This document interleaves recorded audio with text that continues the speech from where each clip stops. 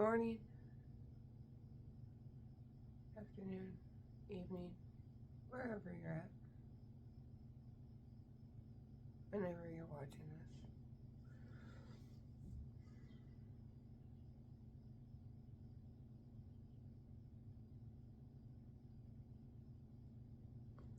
The process I'm going through has been unreal.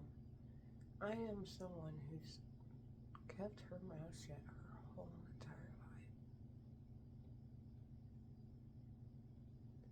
Keep the peace. Don't rock the boat.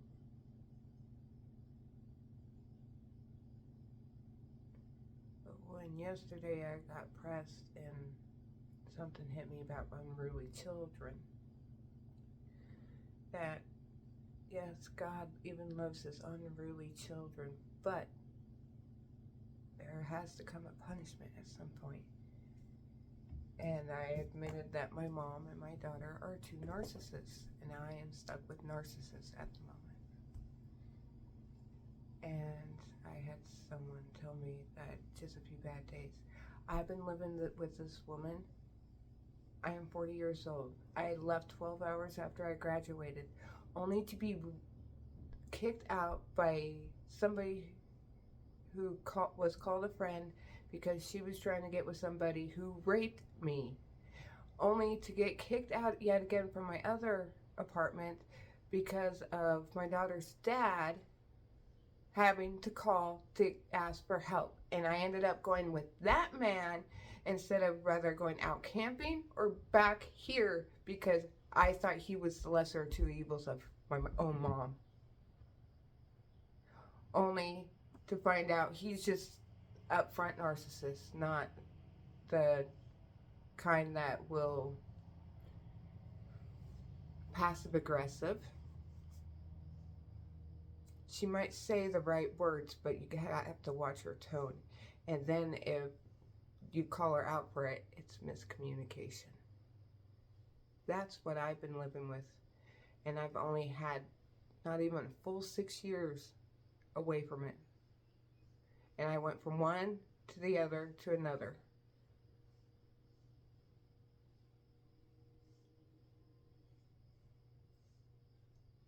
So bad days? No. It's been happening since the day I was born. My older half-brother, 18 months older than me, was a registered sex offender at 16. But don't worry, it's just siblings being siblings, right? And I am here out of love and to just self-sacrifice. That's all I've done my whole life. And for the first time in my life, I am struggling of just jumping ship because I think it's selfish and starting all over again. That is where I'm at. When in fact, the words that I tend to follow and believe with every bit of my being tells me to stay away from these people and run for the freaking hills. I am on the ground, weeping, wallowing, because I'm feeling pain and pressure that I just don't understand or couldn't explain.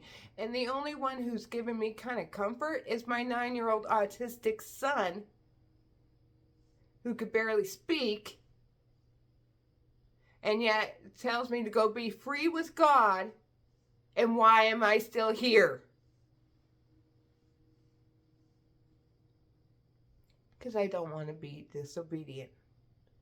Question is, who I'm being disobedient to? The amount of dreams I had of my own mom being the one putting me under pressure or trying to control me, which I kind of had a feeling that was already going on.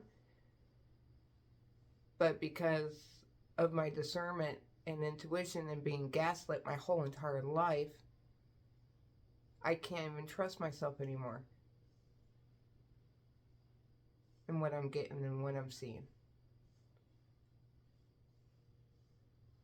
My whole life she's explained away my dreams. And I didn't get them all the time, but when I got them, they were significant points in my life So before people go and tell me that hang in there, it's just a few bad days, no, it's been my whole life. And I'm at the point where I can't function other than scream, cry, and pray and praise my own God and get into His Word that much more, trying to figure out what I am supposed to do and need to do. That I had to quit my job. Yeah, there's that family medical thing, but that's just prolonging it, isn't it? And I'm no slave to the system.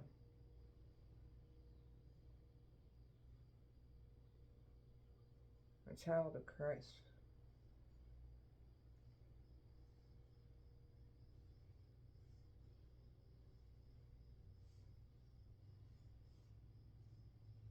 Unruly kids indeed. Great deception indeed.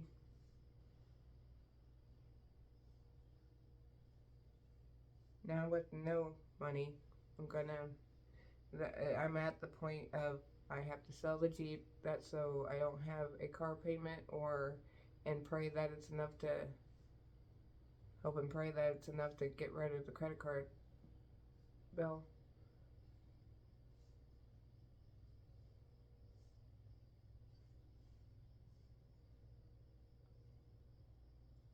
And it's like, where have I been so disobedient that I'm getting this kind of treatment?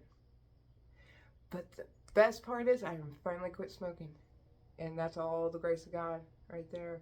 Every time I am craving, all I have to do is pray, and all of a sudden He's lifting that craving up off of me. Hallelujah. Hallelujah. So I know He's still with me. The question is, what does He want me to do next? Jump to ship too soon when He's still working on it? Not a good idea. Jump too late? It's disobedience. Not a good idea.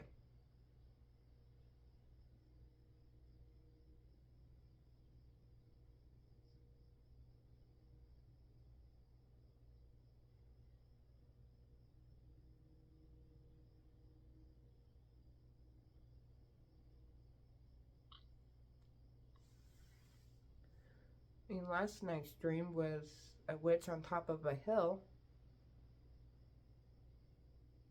twin boys, which is funny because the twin boys belong to a twin that was in my class. I don't think it's important to mention the name.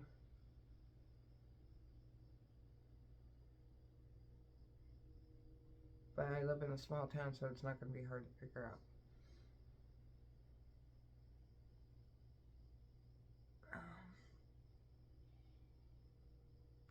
And there was like a little cave housing opening in this hill.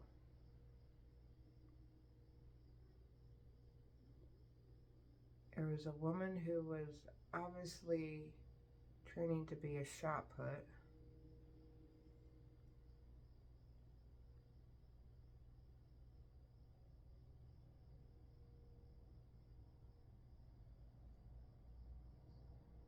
It was an interesting dream.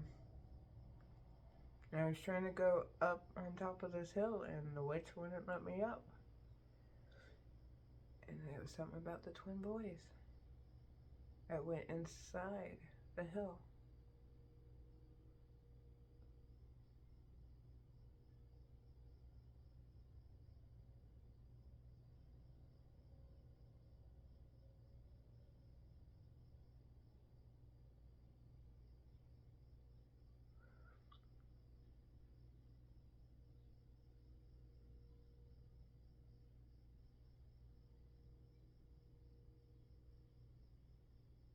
And to get sometimes not have a dream, sometimes you know you had a dream, but you can't remember the dream.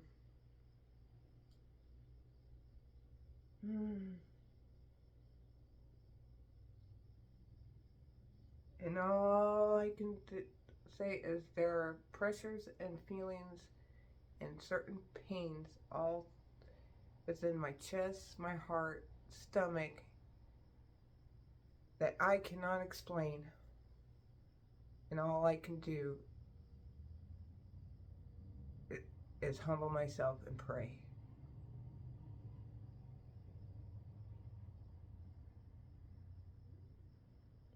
And I know the greatness that God can do without even having to see it. I mean, it's written all over that Bible.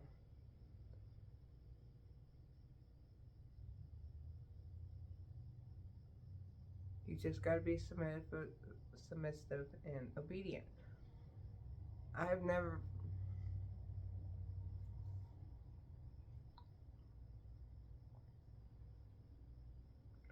had problems with doing that. Just didn't realize I was doing it incorrectly to the wrong one. I was doing it to the people, not to my God.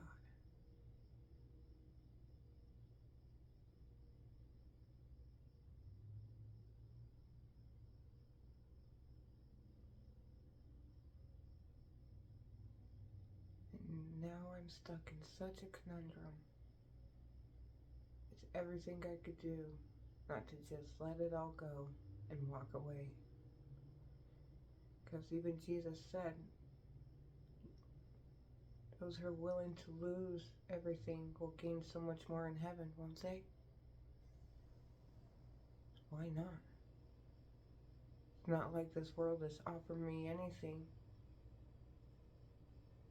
It's not like I'm getting help anywhere. And when I called my mom and my daughter out yesterday for projecting on me and mimicking me, all of a sudden, they were being all nice and sweet, giving me the bare minimum again.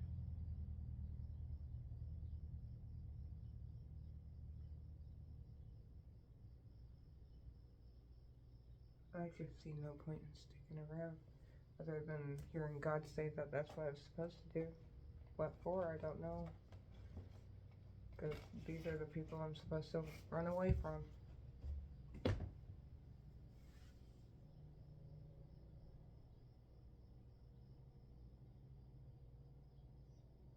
And I am about there.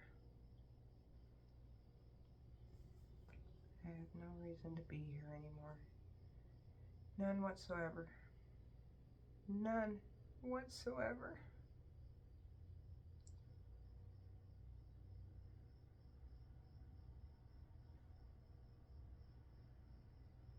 For such a town full of different churches, you're not a very loving church in town. Just saying.